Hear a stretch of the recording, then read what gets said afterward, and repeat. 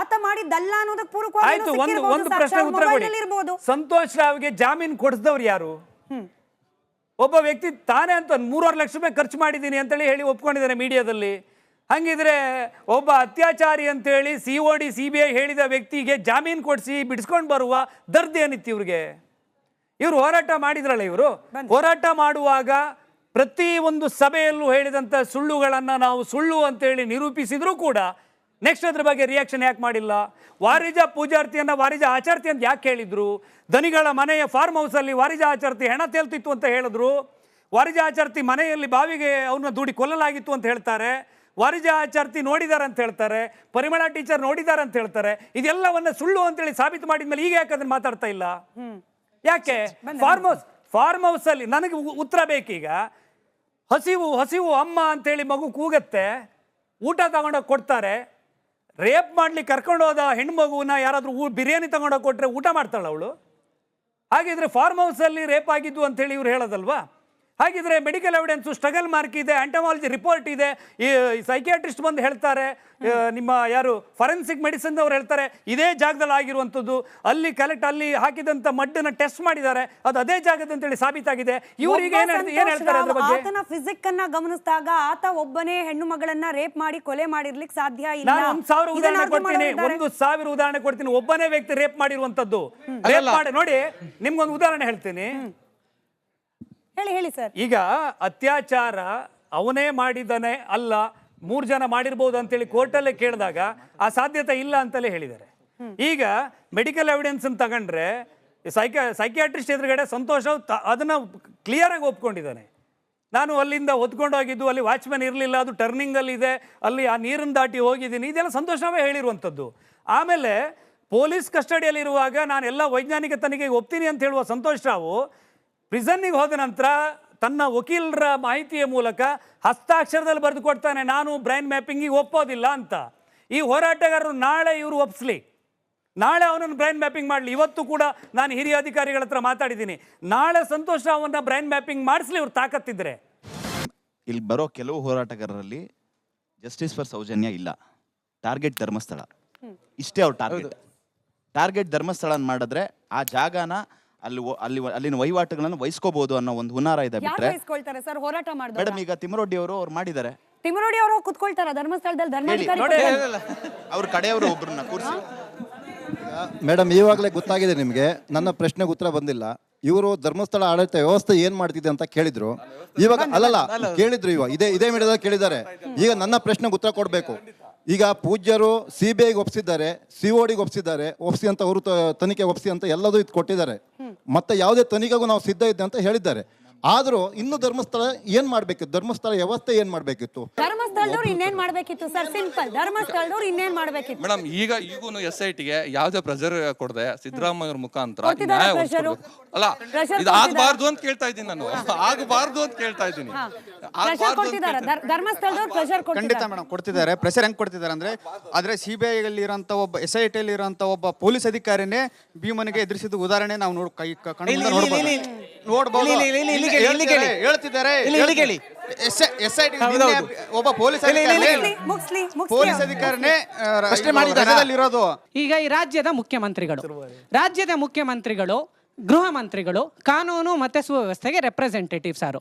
ಈಗ ನನ್ನ ಮನೆಯಲ್ಲಿ ಏನೋ ಒಂದು ಇನ್ಸಿಡೆಂಟ್ ಆಗುತ್ತೆ, ನಾನು ನಾಳೆ ಹೋಗಿ ಮುಖ್ಯಮಂತ್ರಿಗಳ ಮನೆ ಎದುರುಗಡೆ ಕೂತ್ಕೊಂಡು, ಈಗ ನೀವು ಹೇಳಿದಾಗ ವೀರೇಂದ್ರ ಹೆಗ್ಡೆ ಅವರನ್ನ ಮಾಡಿಸ್ಬೇಕು ಧರ್ಮಸ್ಥಳದಲ್ಲಿ ಆಗುತ್ತೆ ಅನ್ನೋದಕ್ಕೆ, ಕರ್ನಾಟಕದಲ್ಲಿ ಆಗೋ ಎಲ್ಲ ಇನ್ಸಿಡೆಂಟ್ಗೆ ಹೋಗಿ ನಾನು ಮುಖ್ಯಮಂತ್ರಿ ಮನೆ ಮುಂದೆ ಕೂತ್ಕೊಂಡು ಕೆಳಗೆ ಮಾಡಿ ಸರ್ ಜವಾಬ್ದಾರಿ ಅಲ್ಲ.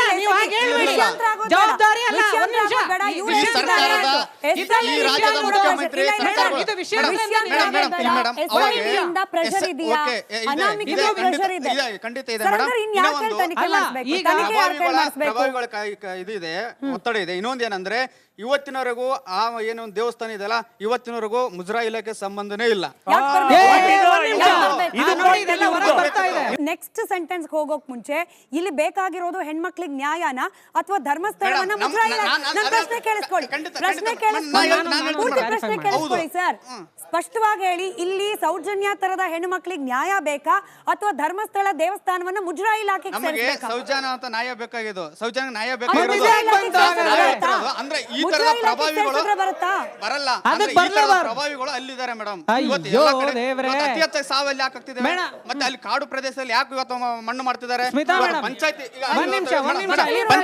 ಪಂಚಾಯತ್ ಇವತ್ತು ಪಂಚಾಯತ್ ಆಡಳಿತ ಯಾವುದೇ ಒಂದು ಇದು ಸತ್ರ ಇದು ಮಾಡಿದ್ರೆ ಪಂಚಾಯತಿ ನೋಂದಣಿ ಮಾಡಿಕೊಂಡು ಸ್ಮಿತಾ ಮೇಡಮ್, ಇಲ್ಲಿ ಅಲ್ಲಿ ಕೇಳಿ, ಆ ಅವ್ರನ್ನೇ ಕಾಡಲ್ಲಿ ಯಾಕೆ ನಾವೇ ಮಣ್ಣು ಮಾಡಿದ್ರು ಹೇಳ್ತೀವಿ ಅಂತ? ಅವ್ರ ಪ್ರಶ್ನೆಗೆ. ನಾವು ಎಲ್ಲ ಪ್ರತಿಯೊಂದು ಸಾವನ್ನು ಇದಾದಾಗೆ ಅಲ್ಲಿ ಕಾಡಲ್ಲಿ ಯಾಕೆ ಮಣ್ಣು ಮಾಡಿದ್ರು? ನನ್ನ ಮತ್ತೆ ಪ್ರಶ್ನೆ. ಮಾಡ್ಬೇಕಿತ್ತು? ನಮ್ಮನೆ ಜಮೀನಲ್ಲಿ ಬಂದ್ ಮಾಡ್ಬೇಕಿತ್ತ? ಎಲ್ಲಿ ಮಾಡ್ಬೇಕಿತ್ತು ಸರ್? ಮತ್ತ್ ನಮ್ಮ ಮನೆ ಜಮೀನಲ್ಲಿ ಬಂದ್ ಮಾಡ್ಬೇಕಿತ್ತ? ಅರಣ್ಯ ಇಲಾಖೆ ಏನಪ್ಪ ನಿಮ್ಮನೆ ಜಮೀನಲ್ಲಿ ಜಾಗ ಕೊಡಿ, ನೆಕ್ಸ್ಟ್ ಆಗೋದನ್ನೆಲ್ಲ ನಾನು ಅಲ್ಲೇ ಮಾಡ್ತೇವೆ. ನೀವು ಮತ್ತೆ ಜಂಪ್ ಒಂದ್ ನಿಮಿಷ ಇಲ್ಲಿ. ನಿಮಿಷ. ಸ್ಮಿತಾ, ನ್ಯಾಯ ಒಂದ್ ನಿಮಿಷ. ಹೆಣ್ಣು ಮಕ್ಕಳಿಗೆ ನ್ಯಾಯ ನಿಮ್ಗೆ ಕೇಳ್ತೀನಿ.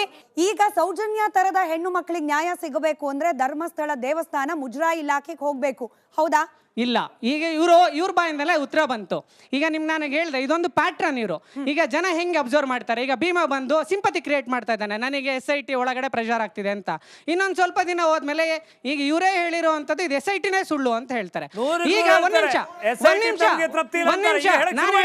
ನಾನು ಹೇಳ್ತೀನಿ. ಇನ್ನೊಂದು, ಈಗ ಒಂದು ವಿಷಯದ ಬಗ್ಗೆ ಮಾತಾಡ್ಬೇಕಾದ್ರೆ ಒಂದು ಯೋಗ್ಯತೆ ಅಂತ ಇರ್ಬೇಕು. ಈಗ ನೀವೇ ಹೇಳಿದಾಗೆ ಧರ್ಮಸ್ಥಳದ ನಡೆಸ್ತಾ ಇರ್ಬೇಕಾದ್ರೆ ನೀವು ಈ ಹೋರಾಟಗಾರನ ಪ್ಯಾಟರ್ನ್ನ ಯಾರು ಸೌಜನ್ಯಕ್ಕೆ ಪರವಾಗಿ ಹೋರಾಟ ಅವ್ರಿಗೆ ನ್ಯಾಯ ಸಿಗಬೇಕು ಅಂತ ಅವರ ಪ್ಯಾಟರ್ನ್ ಅನ್ನ ಅಬ್ಸರ್ವ್ ಮಾಡಿ. ನೀವು ಯಾರ್ಯಾರು ಸೋಷಿಯಲ್ ಮೀಡಿಯಾದಲ್ಲಿ ಮಾತಾಡಿದ್ದಾರೆ, ನಾನು ಹೆಸರು ಹೇಳ್ತೀನಿ, I don't have any fear in that.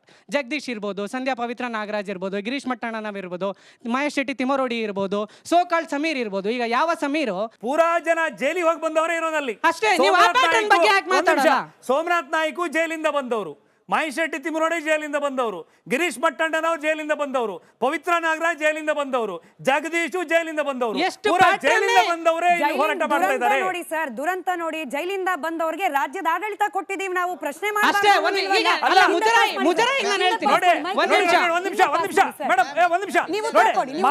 Mahatma Gandhiji ಅವರು ಜೈಲಿಂದ ಬಂದಿದ್ದಾರೆ. ಯಾವ ಕಾರಣಕ್ಕೆ ಜೈಲಿಗೆ ಹೋಗಿದ್ದಾರೆ ಅನ್ನೋದು ಮುಖ್ಯ. ರೇಪ್ ಮಾಡಿ, ಕಳ್ತನ ಮಾಡಿ, ದರೋಡೆ ಮಾಡಿ ಅಲ್ಲ. ಮಹಾತ್ಮ ಗಾಂಧೀಜಿ ಕೂಡ ಜೈಲಿಂದ ಬಂದಿರೋದು. ಇವ್ರು ಮಾಡಿರೋದು 6 ಮರ್ಡರ್ ಕೇಸು. ಈ ಶಾಸಕರ ಭವನಕ್ಕೆ ಬಾಂಬ್ ಇಟ್ಟಿದ್ದೀನಿ ಅಂತ ಹೇಳಿ ಸಾರ್ವಜನಿಕವಾಗಿ ಭಗತ್ ಸಿಂಗ್ ರೀತಿಯಲ್ಲಿ ಅದನ್ನ ಕ್ರೆಡಿಟ್ ತಗೊಂಡವನು. ನಿಮ್ಮ ಶಾಸಕರ ಭವನಕ್ಕೆ ಸಾರ್ವಜನಿಕರು ಕಸ ಹೊಡಿಲಿಕ್ಕೆ ಹೋಗ್ತಾರೆ, ಸಾರ್ವಜನಿಕರು ನ್ಯಾಯ ಕೇಳ್ಕೊಂಡು ಹೋಗ್ತಾರೆ. ಬಾಂಬ್ ಬ್ಲಾಸ್ಟ್ ಆಗಿ ಸಾರ್ವಜನಿಕರು ಸತ್ತಿದ್ರೆ ಅಂತ ಒಬ್ಬ ವಿಧ್ವಂಸಕ ಇಲ್ಲಿ ಬಂದು ಬುದ್ಧಿ ಹೇಳೋ ಲೆವೆಲ್ ಕೋರ್ಟ್ ಕೇಸ್ ಏನಾಯ್ತು ಅದೆಲ್ಲರಿಗೂ ಗೊತ್ತಿದೆ. ಗಿಳಿಯಾ ಸರ್, ಇಲ್ಲಿ ಒಂದು ಸ್ವಲ್ಪ ಯೋಚನೆ ಮಾಡಿ. ಧರ್ಮಸ್ಥಳದ ವೀರೇಂದ್ರ ಹೆಗ್ಡೆ ಅವರು ರಾಜೀನಾಮೆ ಕೊಡಬೇಕು, ಆ ಕ್ಷೇತ್ರವನ್ನು ಮುಜರಾಯಿ ಇಲಾಖೆ ಕೊಡಬೇಕು ಅಂತಾರೆ. ಸಂವಿಧಾನಾತ್ಮಕವಾಗಿ ನೀವು ಕೊಟ್ಟಿದ್ದೀರಾ ಹೋರಾಟಗಾರರು ವೀರೇಂದ್ರ ಹೆಗ್ಡೆ ಅವರಿಗೆ. ಅವರು 800 ವರ್ಷಗಳಿಂದ ಅದನ್ನು ನಡೆಸ್ಕೊಂಡು ಬರ್ತಾ ಇದ್ದಾರೆ. ಅವ್ರ ಮನೆ ಸುತ್ತಾಗಿದೆ. ಅಲ್ಲಿ ನಾವೆಲ್ಲ ಆಶ್ರಿತರಾಗಿ ದೈವಾನುಗ್ರಹಕ್ಕೆ ಮಾತ್ರ ಅಲ್ಲಿ ಹೋಗ್ತಾ ಇದ್ದೀವಿ. ನೀವು ಯಾಕೆ ಅದನ್ನು ಮುಜರಾಯಿ ಇಲಾಖೆ ಕೇಳ್ತೀರಾ? ಮುಜರಾಯಿ ಇಲಾಖೆಯಲ್ಲಿ ಇರ್ತಕ್ಕಂಥ ಅನೇಕ ದೇವಸ್ಥಾನಗಳ ಒಂದು ಏನು ಟ್ಯಾಕ್ಸ್ ಅನ್ನು ತಗೊಂಡು ನೀವು ಸರ್ಕಾರ ಯಾವ್ಯಾವ್ದಕ್ಕೆ ಉಪಯೋಗಿಸ್ತಿದ್ರೆ ಅಂತ ನಮ್ಗೆ ಗೊತ್ತಿದೆ. ಇವರಿಗೆ ನ್ಯಾಯ ಬೇಕಾಗಿಲ್ಲ. ಇವ್ರು ಈಗಾಗಲೇ ಅವ್ರು ಹೇಳಿದ್ರು ಮುಜರಾಯಿ ಇಲಾಖೆ, ಯಾಕಂದ್ರೆ ಬಾಯಿ ತಪ್ಪಿ ಬಂದು ಬಿಟ್ಟು ಇವರ ಇಂಟೆನ್ಷನ್ ಏನು ಅಂತ ಹೇಳಿದ್ರೆ ಈ ಕೇಸ್ ಅಲ್ಲ. ಇಲ್ಲಿ ಕೇಳಿ ನನ್ನ ಮಾತನ್ನು ಕೇಳಿ. ನೀವು ಮುಜರಾಯಿ ಇಲಾಖೆ ಹೇಳುವಂತದ್ದು ಅರ್ಥ ಮಾಡ್ಕೊಳ್ಳಿ. ಎಂತ ಅರ್ಥ ಮಾಡ್ಕೊಳ್ಳುವಂತದ್ದು ವಿಚಾರದಲ್ಲಿ ಹೇಳುವಂತದ್ದು. ನಿಮ್ಮ ಉದ್ದೇಶ ಏನು? ನಿಮ್ಮ ಉದ್ದೇಶವನ್ನು ನ್ಯಾಯ ದೊರಕಿಸಿಕೊಡುವಂತದ್ದು. ನ್ಯಾಯ ದೊರಕಿಸುವ ಬಗ್ಗೆ ಯೋಚನೆ ಮಾಡಿ. ಇದರೊಳಗೆ ಮುಜರಾಯಿ ಇಲಾಖೆ ಅಥವಾ ಹಿಂದೂ ಧರ್ಮ ದೇವಸ್ಥಾನ ಇಲ್ಲಿ ಇವ್ರದ್ದು ಬಹಳ ಕ್ಲಿಯರ್. ಇದು ಸುಪ್ರೀಂ ಕೋರ್ಟಿಗೆ ಹೋದ್ರೂ ಕೂಡ ಆ ಜಡ್ಜ್ ಮೇಲೆ ನಮ್ಗೆ ನಂಬಿಕೆ ಇಲ್ಲ. ರಾಷ್ಟ್ರಪತಿ ಹೇಳಿದ್ರೆ ನಮ್ಗೆ ಇವ್ರ ಮೇಲೆ ನಂಬಿಕೆ ಇಲ್ಲ. ನೀವು ನಾಳೆ ಇಂಟರ್ನ್ಯಾಷನಲ್ ಲೆವೆಲ್ನ ಒಂದು ತನಿಖಾ ಸಂಸ್ಥೆಯನ್ನು ಮಾಡಿ ಇವ್ರ ತಲೆಯಲ್ಲಿ ಇರೋದಕ್ಕೆ ಇವ್ರು ನೋಡಿ ಚಂದ್ರನ್ ನೋಡ್ಕೊಂಡು ಸೂರ್ಯ ಅಂತ ಇದ್ದಾರೆ. ಅದು ಯಾವ ತಲೆ ಕೆಟ್ಟವನು ಬಂದದೆ ಸೂರ್ಯ ಅಂತ ಹೇಳಿದ್ರೆ ಇವ್ರಿಗೆ ಒಪ್ಪಿಗೆ. ಅದು ಚಂದ್ರ ಅಂದ್ರೆ ಇಲ್ಲ, ಅವನು ರಾಂಗ್. ಅವನು